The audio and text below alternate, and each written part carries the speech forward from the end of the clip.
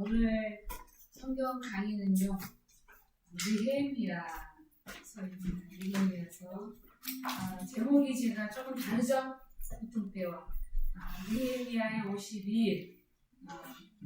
제목이 느헤미야의 52일인데요. 왜 52일인지 여러분과 함께 알아보고자 합니다. 예루살렘 성벽을 다시 재건하는데 걸린 시간이 52일이에요. 52일인데 느헤미야에 있는 52일은 굉장히 다른 부분이 많아요. 어떻게 다르냐면 그 후로 재건하려고 하는 사람들은 이 견적서를 빨로 하겠죠. 왜냐하면 굉장히 좋은 견적서이기 때문에 이것을 빨로 합니다. 그런데 느헤미야서의 50일 이 예루살렘 성벽 건축에 굉장히 특이한 점이 있어요. 느헤미야서 4장 15절에서 23절에 보면 특이한 사항이 펼쳐지는데 이렇습니다. 우리의 대적이 우리의 의도를 알아챘다. 눈치를 챘다. 우리의 대적이. 굉장히 사실적이잖아요. 그러니까 우리의 적이 우리의 의도를 눈치를 챈 거예요. 눈치 못 채게 하려고 애를 썼지만 드디어 눈치를 채버리고 말았어요. 왜냐하면 하나님께서 그 대적의 꾀를 드러내버리시고 막아버렸기 때문에 그들이 어쩔 수 없이 자기들의 꾀가, 자기들의 계획이 하나님으로부터 막힘을 보고 나서 눈을 비비고 보니까 유대인들이 열심히 뭔가 하고 있는 거예요. 뭘 하나 봤더니 자기들도 웃었는데 성벽을 열심히 건축하고 있는 겁니다. 성벽을. 이스라엘 사람들은요, 이때부터 다 부정이다. 적들이 나의 의도를 알아챘어요.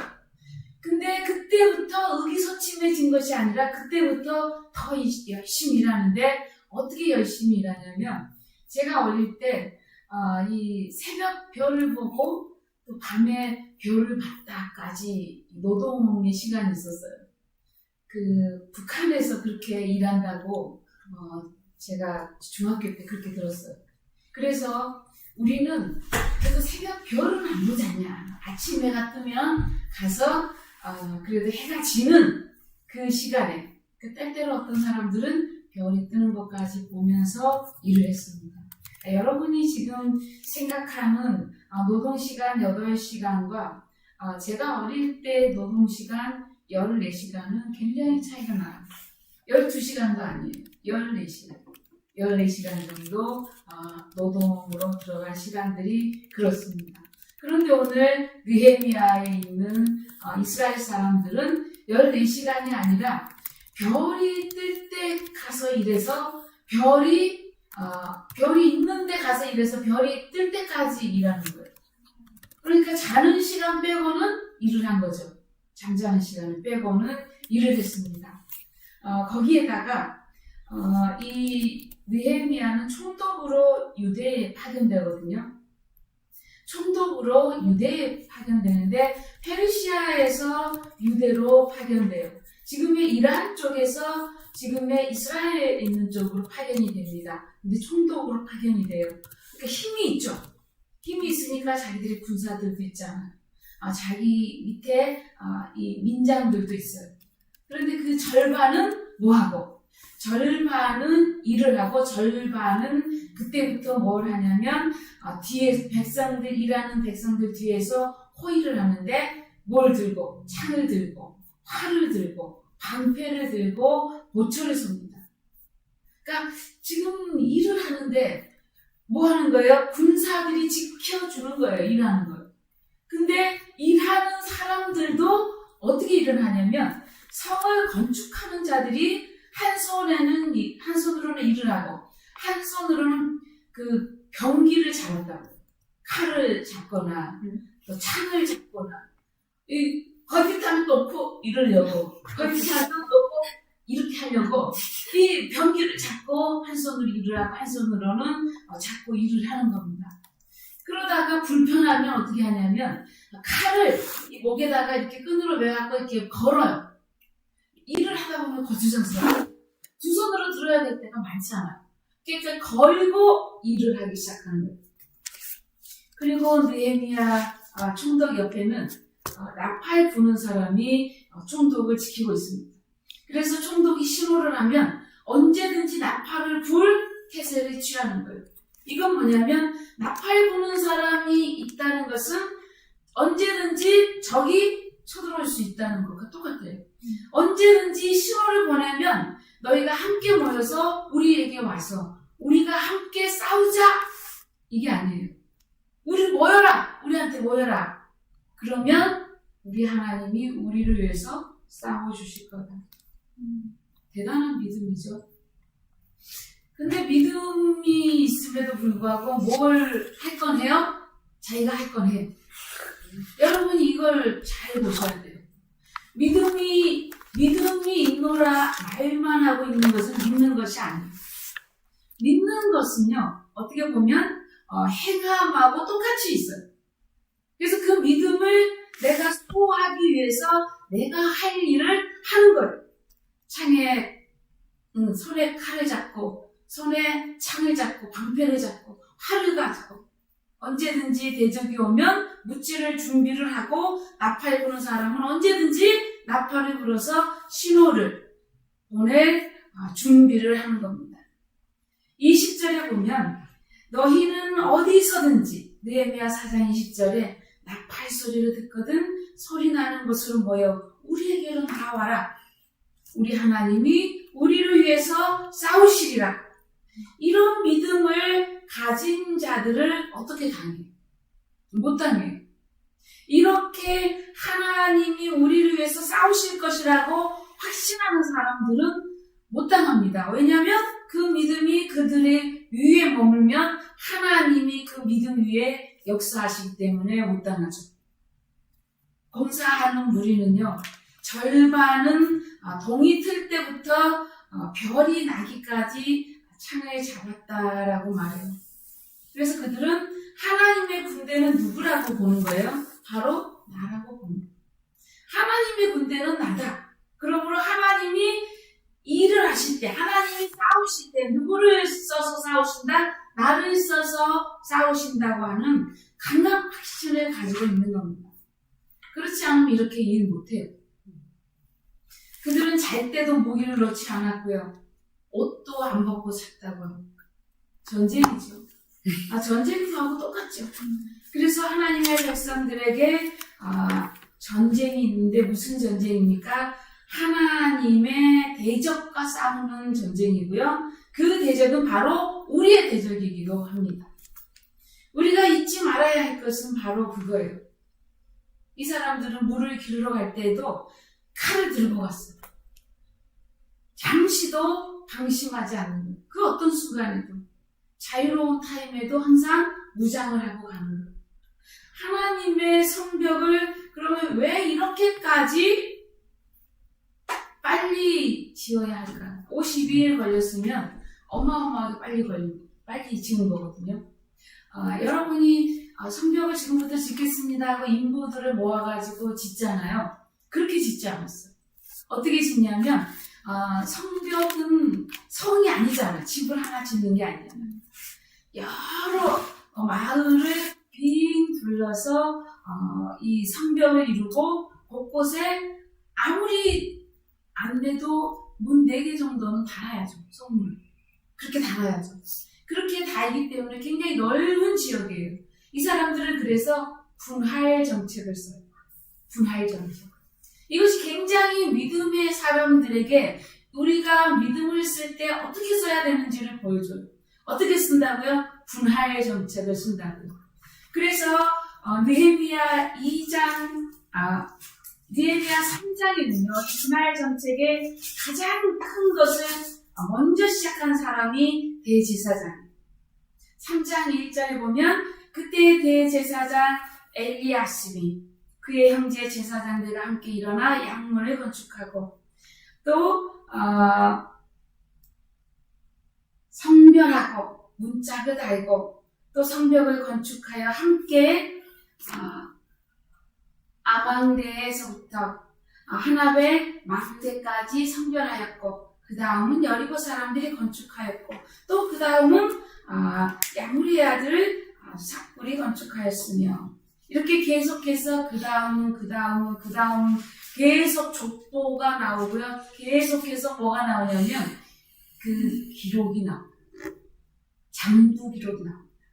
그 다음은 누가, 그 다음은 여기서부터 여기까지는 누가, 서쪽에서 여기까지는, 동쪽에서 여기까지는, 북쪽에서 여기까지는, 북문은 누가 다 있고 이렇게 계속해서 분할적으로 장부를 기록하고 또 누구를 기록해요? 자기 조상들의 누구의 아들 누가, 어디 사람 누가. 이래서 조상들을 기록하고 아버지를 기록하고 또 자기 이름을 기록하고. 왜 이렇게 계속 기록할까요? 이럴 때 헷갈리지 말라고? 그것도 있죠. 그러나 이럴 때. 그렇지만 헷갈리지 말라고도 있지만 우리 인간은 가장 잘. 우리는 뭔가 어디에 기록될 때 열심히 확 내버려. 우리는 어디에 기념을 돌 이렇게 할 때 이름 써버리잖아요. 동기부여예요. 그것이 지어지기를 원치 않아. 그것이 무너지기를 원치 않아. 우리는 이렇게 기록에 민감한 사람, 기록에 민감하고 또 그 후세들이 만약 이걸 봤어요. 느헤미야서를 봤어요. 우리는 그 후세가 아니니까 모르잖아요. 대제사장 엘리야십의 자손이 이걸 보면은 감격에 눈물 콧물 흘리고도 남습니다. 그만큼 장부가 중요해요. 그만큼 기록이 중요합니다. 그런데 어떤 기록이 중요해요? 조상의 이름 기록이 그렇게 중요해요. 여러분 되게 재미없잖아요. 민수기 재미없어요. 레위기. 왜 마태복음에 이렇게 족보? 누가복음에 왜 족보가 이렇게? 족보 그놈의 족보 싫잖아요. 우리는. 그런데 만약에 우리 아버지 이름이 거기 하나라도 적혀있다. 감격해. 내 이름이 거기 적혔다. 잊어버릴 수가 없죠. 잊을 수 없죠. 하나님은 우리를 이렇게 잘 아세요. 그래서 이렇게 기록하게 하는 거예요. 느헤미야는 이 기록을 왜 했냐면 어디에서 살았냐면 포로로 가서 살았잖아요. 처음에는 바벨론으로 포로로 끌려갔는데 바벨론이 바사에 망했어요. 이 페르시아에 망했기 때문에 지금은 페르시아에 이 술 맡은 간원으로 있다가 느헤미야가 이 왕의 은혜를 입어서 이 총독으로 유다에 옵니다. 유다는 이 주권이 없는 나라예요, 지금. 지금 누가 다스리는 거예요? 지금 그 바사에서 사람을 파견해갖고 다스리는, 로마가 총독들을 파견해서 다스리는 것과 똑같아요. 우리나라에 그 일본의 총독이 와서 파견해서 다스리는 것과 똑같습니다. 그래서 가장 아쉬운 것이 뭐예요? 우리나라의 흔적. 우리 그 제사장들의 이름, 그리고 누구누구 어디 사람들의 이름, 이게 굉장히 아쉽고 어딘가에 기록됐으면 좋겠고 어딘가에 기록해야 되겠고 이게 너무 간절한 거예요. 오자마자 이 일들을 행하는 거 보면 이 느헤미야의 마음에 이 말들을 들었을 때 성령이 감동하죠. 하나님께서 감동하시고 하나님이 감동하지 않으면 이렇게 이해 못합니다. 52일 만에 건축한다? 말도 안 해요. 느헤미야는 자기 형제들과 유대 총독으로 그냥 잠깐 파견받은 것 같았는데 계속 연장해가지고 12년이나 유대 총독에 임명돼서 다스렸어요. 그런데 뭘 안 먹었냐면 샐러리를 안 먹었어요. 샐러리를 안 받았습니다. 왜 샐러리를 안 받았을까요? 샐러리를 받을 만한 상황이 아니에요. 그럴 상황이 아닙니다. 왜 그럴 상황까지 아니냐면 느헤미야 1장에 보면 이 자기 사촌이 유대에 살다가 이 페르시아 바사에 왔어요.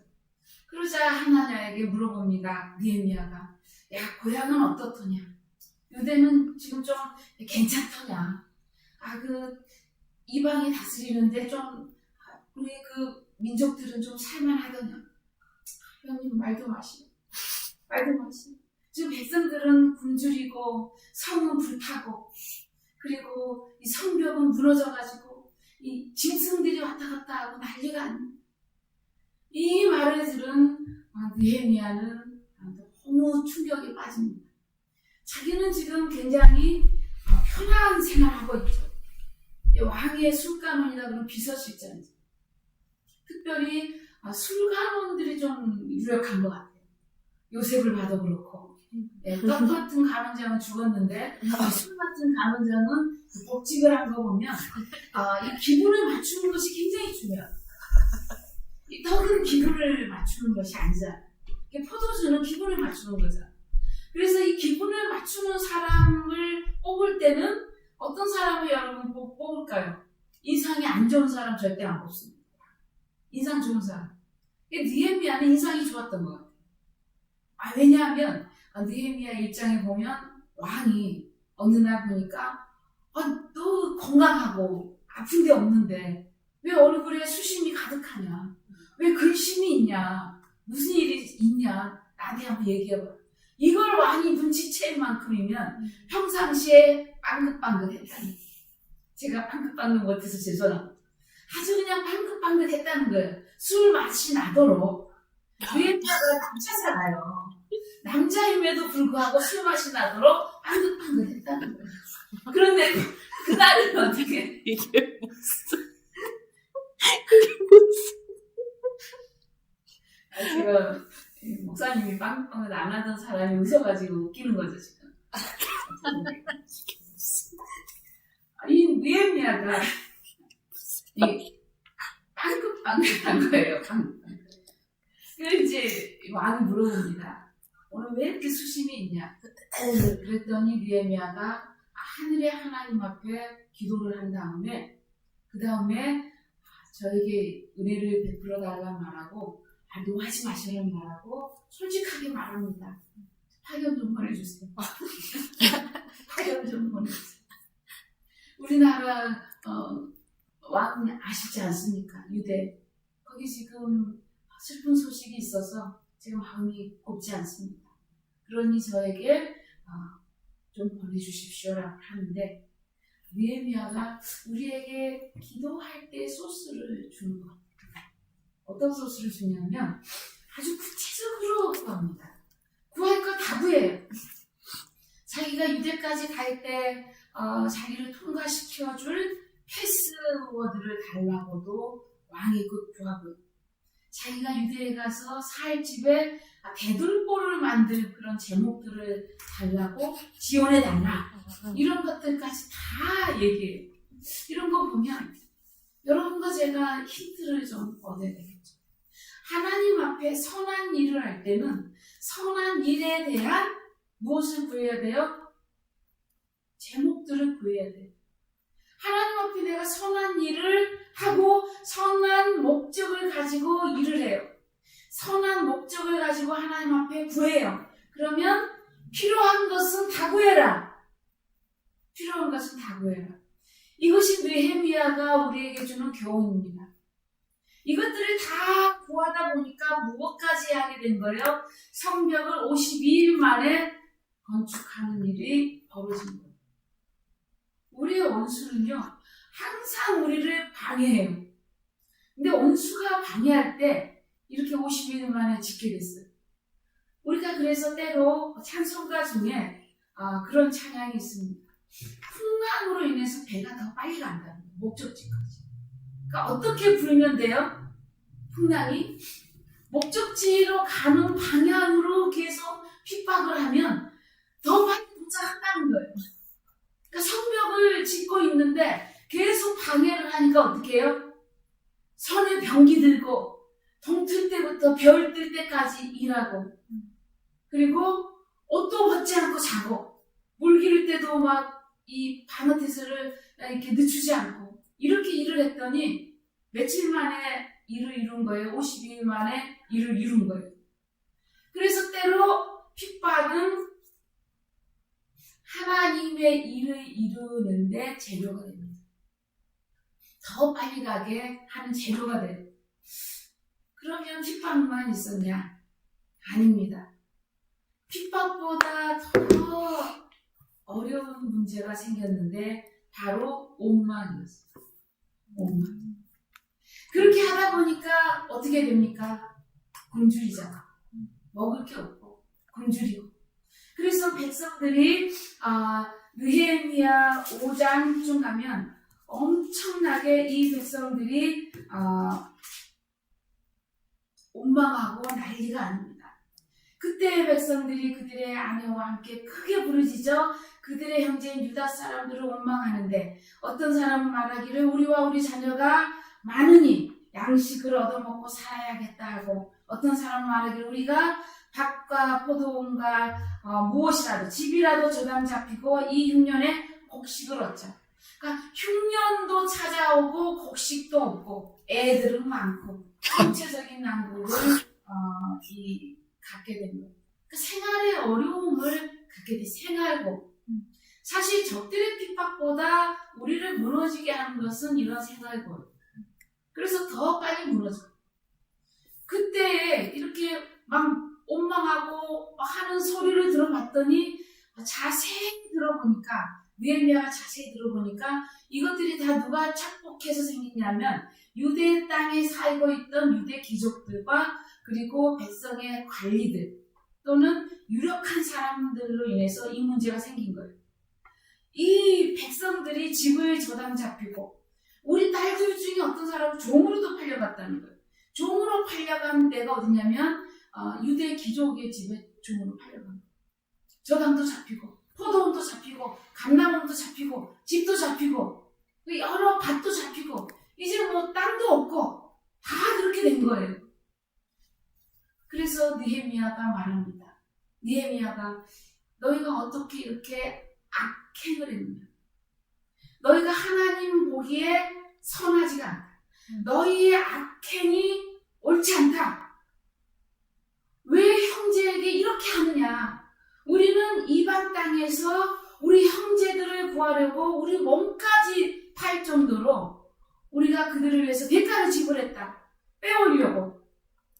이방의 땅에서 페르시아에서 노예로 살고 있는 유대 형제들을 빼내기 위해서 자기들은 무엇까지 자기 재산까지 저당 잡히고 여러 가지 자기 생명까지 걸고 형제들을 구했는데 너희는 오히려 이 형제들을 뭐하게 높은 이자를 쳐가지고 이자가 높아가지고 집도 저당 잡혀야 되고 감나무도 저당 잡혀야 되고 여러 가지를 함께 하게 된 거예요.